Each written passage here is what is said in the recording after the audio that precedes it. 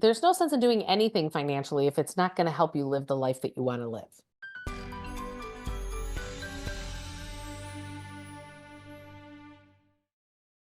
Hey, everybody. As you know, I always say we either work things out or we act it out, and we do it through our money, our health, or our relationships. And so there are many of us financial planners that are trying to come from a place of out of the box from the traditional financial planner. And TJ's team reached out to me, and I was like, oh, we need to have a conversation.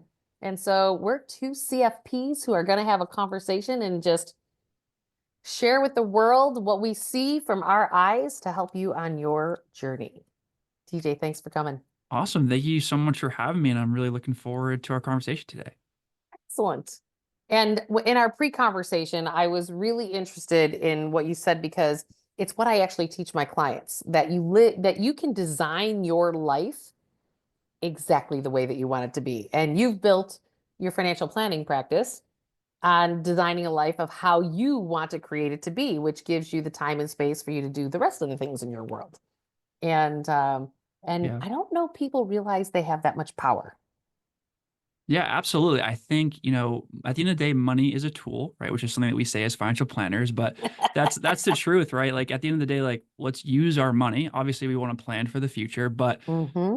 you have to strike that balance of understanding that your time is finite and Right? what do you value, right? So, my thing is I value independence a lot. I want to make a Mm, good income, but more money with the trade-off of, losing independence or feeling beholden to maybe like a corporation or things like that. That was always something that didn't jive well with me.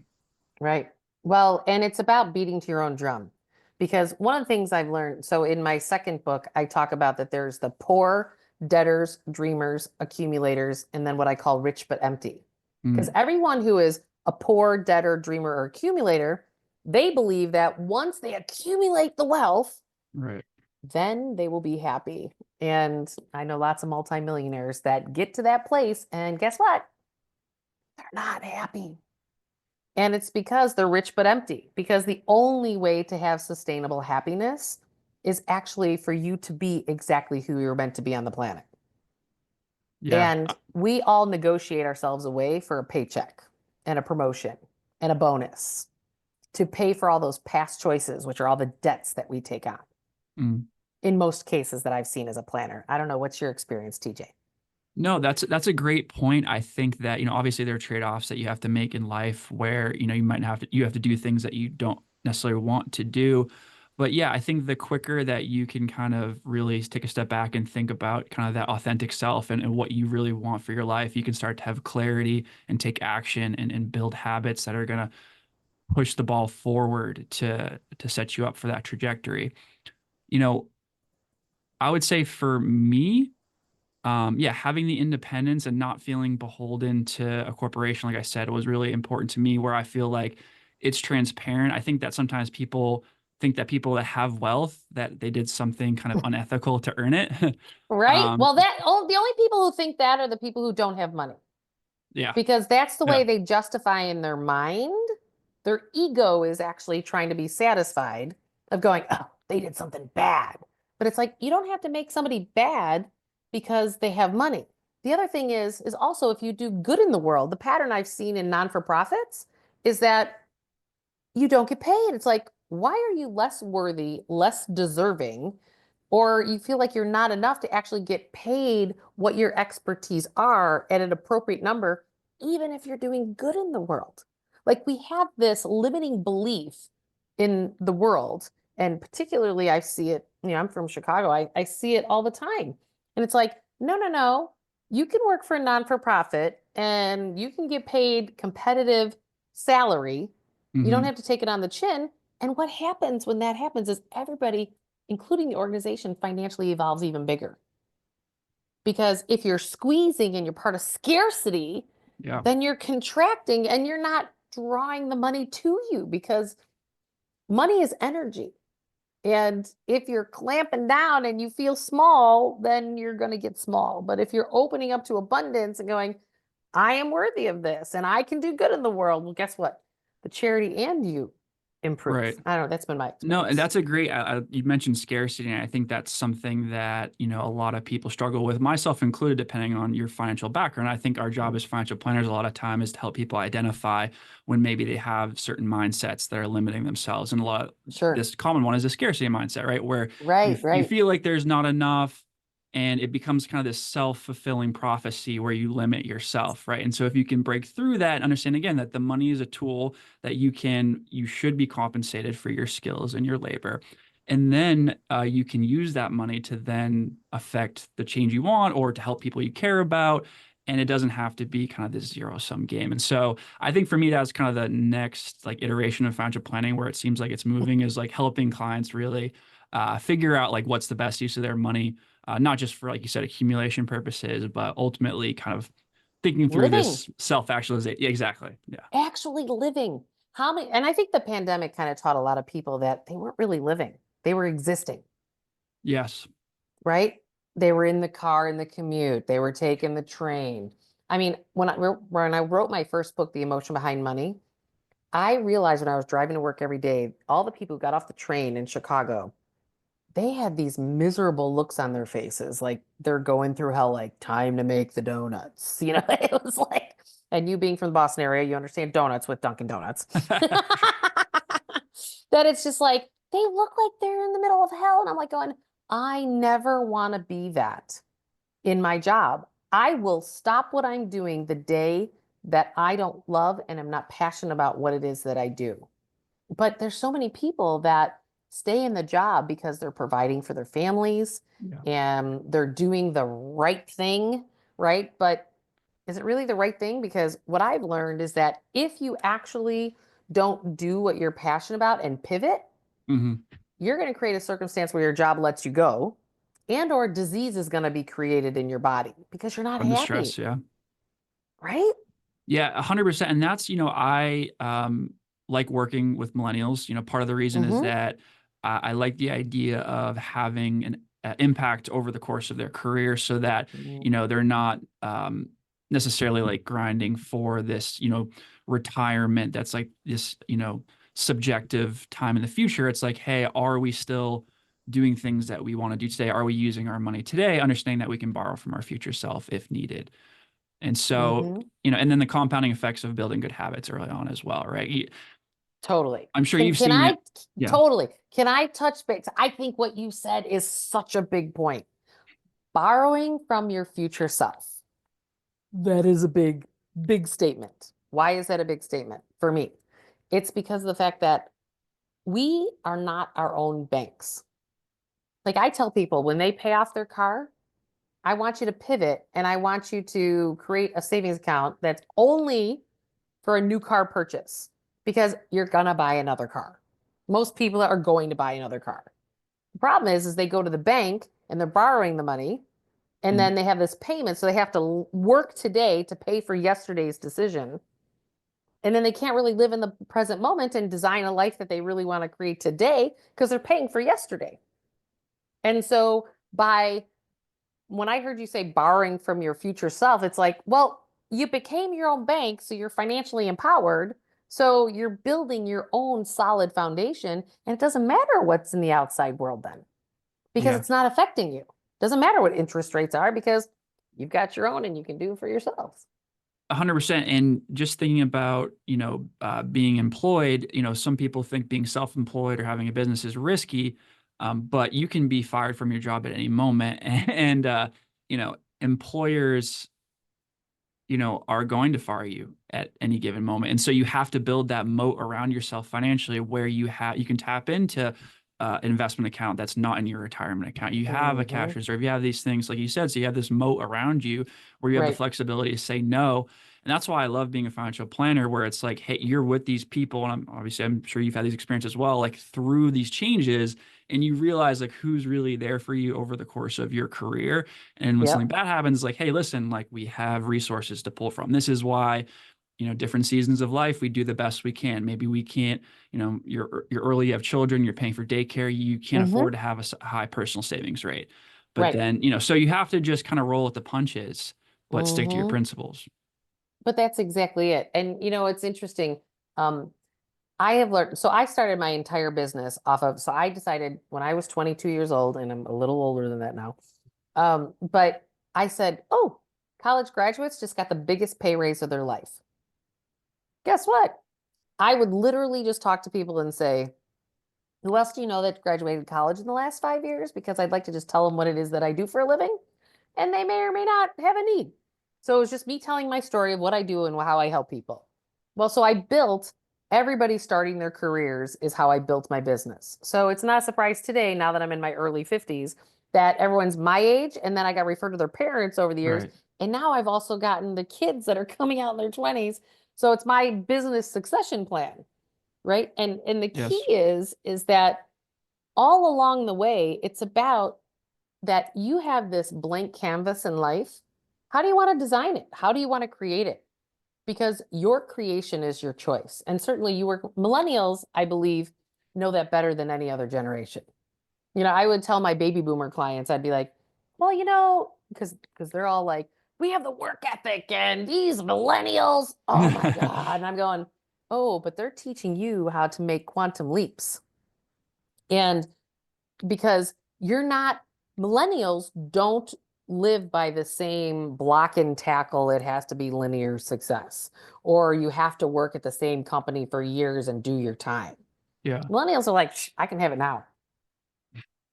Which I think honestly, any younger generation is probably gonna like iterate. I'm sure like Gen Z and now whatever the newest generation is, they're all gonna Right. have their take on kind of the things that the prior, and that's the benefit of hindsight, right? Looking Huge. back and being like, maybe I don't want to work 30 years straight to retire when I, kind of missed a lot of opportunities I wanted to take, Hmm. earlier in my career. But at the same time, like there is a lot of obviously benefits to having strong work ethic and having loyalty to Oh, for sure. yeah. Right. But it's about the fact that what makes you tick and what makes you happy. Yeah. People always come to me as a financial planner and they say, well, what should I do? I'm like, there are no shoulds. What do you want to do? And they're like, what do I want to do? And then I started to realize that people come to me for permission to live the lives that they actually really want to Mm. live. And they just want me as a financial planner to help them figure out how to do that. Yeah, that's a great point. And I love that. I think it's all about, quantifying trade-offs. Like I don't want to ever, paint like a rose-colored glass situation where it's not feasible. Like I want to be honest with clients when it's like, hey, this really, Yep. you wanted to achieve work optional by a certain time. And unless you make these trade-offs, then that's not going to happen. But at the same time, like you said, giving them permission to actually use their resources and overcome maybe if they do have some of that scarcity I mindset. like how you use work optional versus retirement. Yeah. See, there are these buzzwords that I'm going, TJ's got some good buzzwords here. I like that because retirement means you're old. Yeah. Yeah. We just like I hate the word budget. Right. And people are Yes. like, well, but you need a budget. I'm going, no, you don't. You get Spending to, plan. well, you get to decide how you want your cash to flow. Like we have all these things financially that cause us to deflate ourselves. Like, I can't retire, so I'm old. Like, if you talk to a 20 or 30-year-old and it's like, well, let's plan for retirement, they're kind of like, are you smoking crack? I'm just trying to Yeah, go out to the bars and have a beer. exactly. It Right. doesn't And resonate. no, it's more about like, well, how do you want to live and how do you want to set up? I love online savings accounts so that people can set up their travel buckets and their, purchasing buckets, whatever that is. Because a lot of people in their 20s and 30s, they're going on destination weddings because all their friends are getting married. And now it's not even just like the Caribbean or Mexico. It's like, I have one client recently, Scotland is where their kid is getting married. I'm going, because it's way cheaper than having it in the United States. Yeah. Like, that's fascinating. Fascinating. No, it's true. A lot of people are taking, I was just in a destination wedding in Mexico because of that same thing. Um, what I was going to say is back to the work optional point real quick is I think the way you frame things is important because a lot of times people are like, well, I don't want to stop working, but I do want the ability to say no if I choose to, right? I want that peace of mind knowing that I have, achieved a certain level of, I call it financial flexibility, right? We talk about financial independence, meaning you've achieved work option or you've achieved retirement where you have enough investment assets to replicate your spending requirements. But with financial flexibility, you still have flexibility to say no to things you may not have achieve true independence. But by framing these things differently, I think it's important, especially to get younger people excited about investing. Well, that's what it boils down to is that you have to be excited. You Yeah. know, the process I walk clients through, the first step is picturing the life that you want to create because the only excitement you have is what really makes you tick, Right. right? And if it doesn't make you tick and make you excited, well, why would you do it? Otherwise, you'll just keep things the way that they are. So it's about dreaming the new dream, but not having it be pie in the sky like you were talking about. That, well, what is it? And I always talk about that people need to build the muscle because sometimes they don't believe that they can achieve it or have it. But it's like, well, start with the little ones then. Like, let's start to have some successes so you get a taste of what success feels like, particularly if you came from a household where money was not talked about in a good manner or there wasn't enough of it, right? There's a lot Yeah. of people who have had financial struggle in their worlds, but then they're the next generation doing it better than the prior generation. But it's like you have this hard wiring that's based on not where you're going, but it's where you came from. And Absolutely. there's this tug and pull, right? My dad always said to us, like, hey, I want you to do what I didn't do. And then when I did it, and he says to me, well, what kind of kid has a goddamn sailboat? And I was like, my kid has a sailboat. And he was like, huh? He had no concept of how to wrap his head around it because when he grew up, where we were from, and the neighbors we came from, you didn't have a sailboat, and you sure as heck didn't have one when you had young children, Right. right? So sometimes we have to watch what those limiting beliefs are because of where we came from, Yeah. No, you know? absolutely. I think I read something about, it's hard for people to, move up certain like socioeconomic classes just because of what they're comfortable with. Like you can move like plus or minus one deviation from your, socioeconomic class that you experience. Not that you can't have more wealth, but just like what you're comfortable with as far as like the Yep, amenities, things like that. So, absolutely. and also, in the modern world we live in with all the distractions and all the notifications and advertisements, it is also hard to, you may think you want something, but is that what you truly want? And really taking time to step back and have that clarity with yourself, I think is so important. Something I've been working on for myself. And the sooner you can do that, the better, because again, you have this compounding effect over time. Well, I always talk about a great example of that is like in December, like we're taping right now. Many people in January wind up with a spending hangover. And it's like, it's because you spent on things based on your emotions or your patterning. Right. And then you get the credit card bill in January and you're like, oh, it's going to take a little bit to pay off. Right. And it may not have been what was in alignment with what you wanted to create in your life. And it's like once you start to get that awareness and you start to see going, what was I emotionally actually trying to satisfy? And why was I trying to do that? And how do I circumvent that so I don't create that havoc for myself again? If you want to, right? It's all about choosing it from a place of empowerment, Yeah, right? and then taking the time, working with a professional like yourself and automating these things so that you can, I like reverse budgeting a lot. If people don't want to get in the granular aspects of budgeting, not to say that word that you don't like, The taboo. but like if you take the time to just do that, you don't have to think about what you're spending because at least if you know that you're hitting your savings goals and it's automated, then you can kind of spend what's left over, and then you can kind of have that guilt free. Well, it's funny. I just said that to my staff because one of the things that clients don't get back to us ever is if they don't really know what they want to do to live work optional or retirement, however you want to call it, right? You have to know what you want to spend. And most people don't really have a concept of what that is. So Yeah, I always just help them go, well, what is it that you are spending today? And we have a worksheet, like a very easy worksheet. Like you just got to pull the numbers, right? Like, and people don't fill it out mm, regularly. It's one of those ones that we have to be like, hey, I'm still waiting on that for you. Hey, I'm still waiting on that for you. So I've yeah, learned to one of the ways to reverse engineer it, like we have to keep money stuff simple, right? Because if you make it too daunting for people where you're triggering their emotions, they're going to try to ignore it and just keep doing what's making them happy, definitely, definitely. right?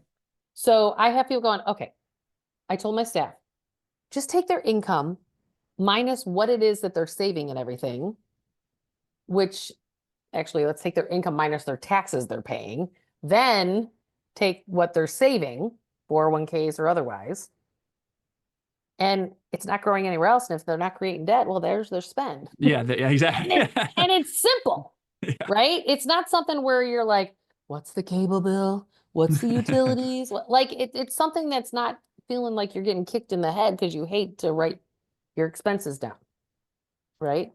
But Yeah, we can look at things way more simply. You know, definitely. Yeah. so tell me, why specifically do you work with millennials? What's the joy for you? Yeah, I would say, when I got into the industry, I was really geared on kind of building the RA that I would want to work with. Hmm. So, and it just, being younger, I started when I was 25. Like, obviously, it's going to be tough to work with a retiree. Asking them to hand over their life savings to manage That's probably why is, I started with college graduates. yeah. Totally get it. Yeah, so you obviously you've done it, you understand it. So that Yep. was for me why I was just natural. They're more inclined to work virtually. This was before the pandemic, and so I came up through XY Planning Network if you're familiar with them.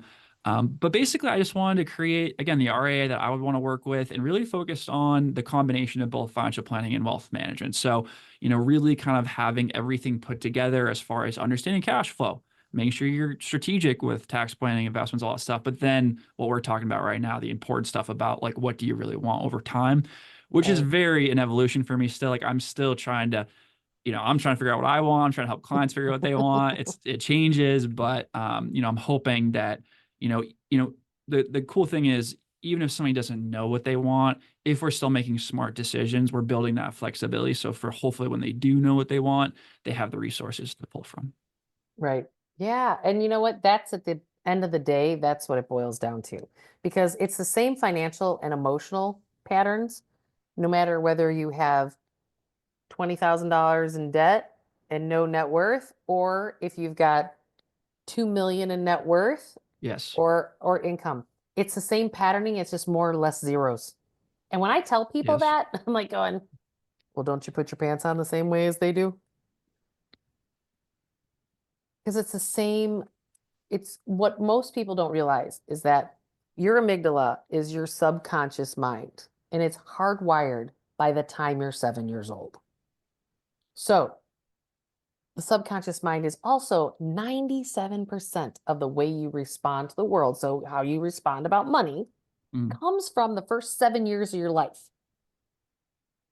Consciously, you may very well take different choices, but that's only 3% of the time.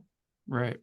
So, this is where some of this hard wiring needs to be rewired if you want to create something different than what past generations have created in your families and your communities. And when you can start to recognize going, oh, my operating system back here is driving the engine, and I want more of this to drive the engine. So you just have to do the things. I love what you said earlier about that you just have things go on autopilot and you spend the rest. Yeah. Autopilot is the way that I built my entire business. And I'm now in the top 0.5% in success in this industry in the country. And it's because I have people who are, you know, doing it in ways, I always call it newfound money. I don't know if you do this, but like I used to set all my review appointments with my clients right around pay raise time. And it was because, well, you got a pay raise. You don't have this yet. So I'm not telling you you can't live the way you want. Let me just have a piece of it to achieve your goals. And I found over time that if you take 1/2 of every pay raise and you save it, then you increase your lifestyle and you're accomplishing your goals. And if you have debt, split it in thirds. Have a third more go towards your debt, a third live on today, and a third hitting your goals. I don't know. How do you look at things like that, No, TJ? I think that makes a lot of sense. I mean, simple principles go a super long way. I think we can complicate it a ton as financial planners. I think I complicate it sometimes still to this day as far as like, hey, this, you got this interest rate on your debt and your expected return on your investments is this. So, maybe you should prioritize that. But at the end of the day, you know, sticking to these fundamentals are what's going to really move the needle as far as, yeah, are you taking the time to live below your means? Every time you get a pay increase, are you looking at also increasing your savings or paying down debt, right? Hmm. And so, I definitely try to add value as best I can for clients. I mean, I want to Right. make them at least aware of these trade-offs. It's like, hey, if you have student loans and it has a low interest rate, let's say it has like a less than 4% interest rate because it's whatever you refinance or Right. something. Right. It's like, well, it probably interest rates are a little higher right now or higher. You can get in savings account that same rate. But if it makes you feel better just to get that debt off your shoulders, then Right. let's go ahead and do that. But at least we are conscious, remain conscious decisions. I think that's always the key is just not being fooled. I think money is very easy to fool yourself with mental Oh, people accounting. BS themselves Oh my. all the time. The Yeah. justification around money is like a serious thing. Oh yeah, there's all kinds of mental yeah, you know it so well. Like there's so many mental accounting hoops people will jump through where they try to justify things or they talk about their investment returns that just weren't accurate or all these kinds or they're hearing what their neighbor or their coworker is doing with their money and what all the money they're making. And again, it's so hard because people don't track these things, right? We just hear or we hear on CNBC Totally. recommendation. It's just yeah. Right. Well, and that's another thing I'd like for people to hear. And TJ, you can let me know if you feel the same way. Sure. It drives me bonkers that everyone who's in the mass media that gives financial advice doesn't manage one dime of anybody's money, Yeah. meaning they don't really get it on one side. So be mindful of what's the person's career path. Are they trying to sell books to you? Are they tied to your success or failure? Or are they trying to sell you a seminar? Because there's a lot of things that are out there that buy my package. And are you actually going to get the results that you want from that package? Well, if somebody's not actually managing money and actually doing it day in and day out, or they haven't done that in the past, because there's a lot of journalists or people who have screwed up their own debt that are now multi-million dollar organizations. Like I found out recently, and this is not good nor bad, but there is a New York venture capitalist firm that owns all of Rick Edelman, Dave Mm. Ramsey, and the mutual Hmm. fund store. So here are those are three pretty big platforms that people get in the mass media, but they're all owned by a VC firm for profitability out of New York City. And I'm like going, huh. They have Yeah, like 400 financial planners that work for them. So depending on where you're calling from, they pick up and they know which stick to talk you to in what direction. And I'm like for going, sure. that's fascinating. And it's not good nor bad. It's people that can help, but you have to understand who's on the other side. Yeah, 100%. I mean, I think it was like Charlie Munger that said like incentives are like the biggest thing to understand with understanding the outcome that's going to most likely happen. And I think, I mean, obviously I'm biased being independent. You're independent, like, being working for the client directly, having a fiduciary obligation to them where you're legally required to provide advice in their best interest is way different than maybe, let's just say, I'll pick on Jim Cramer on CNBC, like Sure. throwing around like stock picks, which is fine. Like I'm sure there's some good Right. stock picks in there, some bad stock picks in there. But they don't understand your particular situation, right? What are your goals? What are you trying to do? And also, there's really no accountability there for like the actual performance of what's going on, right? So, and then when That's a you, big piece. Well, and it's just about keep it in perspective. I think yeah, that's the piece that we're saying is keep it in perspective. And nothing outside of you is going to do better than you becoming a better version of yourself. So like that's why I like Warren Buffett's whole stance. He's like, I don't own anything that I don't know a lot about, good, right? it's a good principle. So these stock picks, like when my kids, I'm Irish Catholic, and when my kids made their first communion, I said, okay, we're going to take half of the new money that you just got, just like I do to clients. And I was like, and we're going to open up a stock account. And my kids were like, you're taking our money away. And I was like, and I had them buy stuff. My son goes, Mom, I want to buy Transformer stock. So we bought Hasbro, right? Yeah, And, my kid from that $300 that he initially put in there, he's got over 6 grand in his account it's now, and he's awesome. just started high school. And Yeah, it's like, it's because then I wanted to get my kids to build the muscle of right. how do you start to do it? And I'm going, because I financially could give my kids everything and anything that they want. But the problem is they're not building their own muscles. And I think that's the biggest challenge, whether it's my clients or your clients Yeah, generationally. Your children need to build their own muscles. So you yes. giving them everything and just supplying it is not a good thing. Gotta have skin in the game. You gotta have financial Gotta have skin in the literacy game. where, yeah, and you gotta understand kind of, and you gotta have conviction too. Like you mentioned, like buying the Transformers or Hasbro. It's like you have more conviction when it's something that it might not always work out for you, but like it's good, I think, to have conviction because that's gonna keep you invested during those tough periods. Totally. Like my daughter, Mom, I'm buying Lululemon stock. And I'm going, well, you wear the clothes and now you got the stock, Mhm. and they've each kid has gone. Starbucks was also one of their first ones. Also was Target, because they were at Target, Starbucks with Mom, the Yeah. Gap, right? And Very they Peter differed a Lynch little thematic. on, Yeah. right? But I also like helping them build the muscle for those of us who are parents out there, or down the road, or even nieces or nephews, right? I was an aunt until I was 38 years old. I became a mom at 38. And I would say, okay, any money you put into a stock account, I'm going to match it. Yes. There and more And incentive. because I want to get them used to, if somebody's going to give you free money like a 401k match when you become an adult, Take you advantage of don't not take the free money. And this is how my kids, he was doing chores at his dad's house, coming to my house saying, here you go, dad paid him. Then mom matched it and he put it in his stock account. That's amazing. Yeah. And it's like, oh my God, this kid figured this out at 9 years old. And that's It's like gonna serve him brilliant. for the rest of his life. So yeah, and there's I a lot of can't wait people to that see his stock don't build account it. be over 10 grand. Like that kid's gonna be like, And I'm sure he's got the Roth IRA going at some point, right? With that oh employment. Yeah, yeah. so yeah, I'll be doing pretty well. Yeah. Well, you know what? It's about creating what you want to create, going back to what we originally were talking about, right? There's no sense in doing anything financially if it's not going to help you live the life that you want to live. Doesn't make any sense, Yeah, right? It's all about absolutely. what do you want to create for you and your loved ones at the end of the day, right? Absolutely. So Yeah. TJ, what drives you every day to do what you do? Man, that's a great question. Obviously we all have our own stories. I had a pretty tumultuous upbringing with very different, like both my parents were different ends of the spectrum. Like my dad came from poverty, my mom came from some wealth, but she was, had some like bit of a spendthrift in some ways. And so I Mm, kind of saw the feast and famine. My dad oh, had some sure. issues with, 2008. And so, money, I definitely got that little bit of a scarcity mindset from him. Mm. And so, I grew up on food stamps sometimes, so I understand.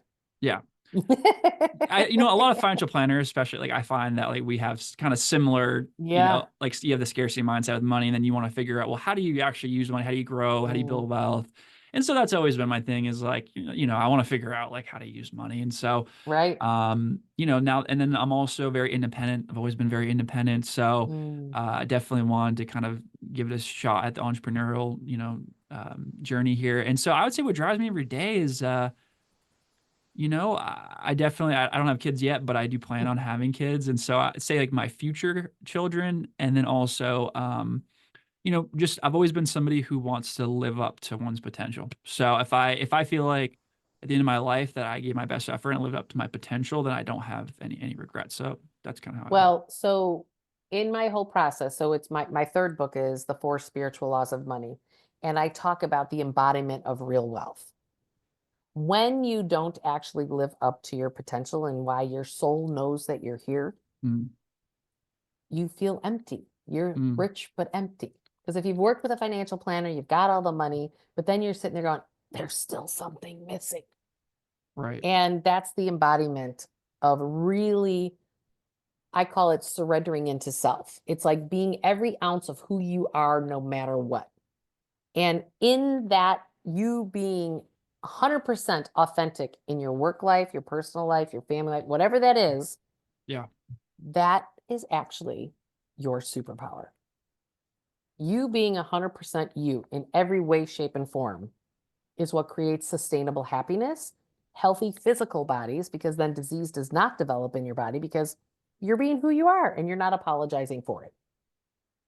Yeah. That is true abundance. And it brings you abundance financially. Because remember, money is just the result of Right. living up to your potential. That's all it is. Money is the result because that shows up because you're magnetizing to yourself those things. But not only abundance in money, but it's abundance in love, in success, in family relationships. It's everything. And so that creates the sustainable happiness. That is the key. I That's think what that's my a life's great work have point. noticed. That's No, all I my think that's a books are great written point. on. I love all of that, and I think that like it's you make an important distinction because I think I spent a lot of my 20s like trying to get ahead and financially whatever, and but then there's other aspects of your life obviously like you want to be kind of well rounded, right? Like you mentioned like Sure. you have to earn kind of like a house of love and being healthy, like all these. So there's different aspects to life, right? There's the financial, there's the health, there's the relationships, and so if you can kind of not neglect any of those, then you're going to be in a Mhm. good spot. Easier said than done. Totally. Yeah, well, and you know what? I actually really disagree with the whole thing, like, well, you have to live life in a balance. I'm like, you Yeah. are trying to strive for something that never happens. Because whoever finds balance and stays there. Like, it doesn't happen. But that's another way we create suffering patterns. But it's about all those aspects of your life harmonizing with each other. Like sometimes some things are going to take more attention than others. Like right now, I'm in the thick of it. I have a 9, 11, 13, and a 15-year-old. Wow. I am in the Wow. thick of it. Plus, I Yeah. just took on another 15-year-old stepdaughter and a Oh, 20-year-old one. So there's oh my six luck. of them. And Yeah, it's it's like, amazing. oh, just a few things to do. But it's like, that's what's going to dominate my world right now a lot. And that's amazing though. I mean, there's so much purpose in being the fact that you can provide for that many people and like have a meaningful impact on them. I love that. I mean, that's goals right there. So for me. Right. Well, and you know what? I'm being authentically 100% myself. Mm, That's it. Right. And so, TJ, what is the one thing or a couple things, anything else you want people to sure. know about you and your philosophy? Because I think it's important that those of us who are in the industry collaborate and have these conversations, which is why I'm like, let's Yeah. have this chat because we all have to stick together and help lift everybody up. I think that's Yeah. super important. No, I love that, and I appreciate the abundance mindset with, being in the same profession. And I think the financial advisor industry has gotten somewhat of a bad reputation, for Right. justified reasons, as far as like, selling products and really not prioritizing the client, right? Mm, Prioritizing the company that one works for. So I think, you're changing that. I'm, starting to change that as far as like, focus on the client's outcomes. And then this is really not a zero sum game where we all can help more people. We good financial planners get into this industry because we want to help people, not because we want to right. extract as much, money as possible. So, my thing is that, yeah, I would say that financial planners, financial advisors, hopefully are creating a better name for themselves as an industry. And then also, just for anybody out there listening, just again, simple steps, even if you're not working with an advisor, just learning how to live below your means. Unfortunately, this inflationary environment that we're living in, have been living in, unless you can translate your income into assets that at least keep up with inflation, you're going to be stuck in this cycle of wage earner, but having nothing to show for it. And so, I just hope that we can increase financial literacy across the world, have a place Mhm. where everybody has access to be able to invest, and then hopefully that allows for more opportunities. And what I just heard you say loud and clear is that life is a choice and you get to choose what you want to create. So let's do it, Absolutely. right? Yeah. Just empower yourself enough to know that you are that powerful that you can be the creator of your life in any way, shape, or form. And you just have to choose to do that. That's it, day in and day out with what you do. I TJ, like thank it. you so much. I appreciate the conversation, right? Me too. This was great. Thank you for having me on, and it was great talking to you. Good stuff. All right, you guys. And we'll have TJ's information below. So if you want to reach out, if you're a millennial that wants to be with a millennial, do it. You know what? And it's all good. There's abundance for everybody. Thanks. See you soon. Thanks. Bye.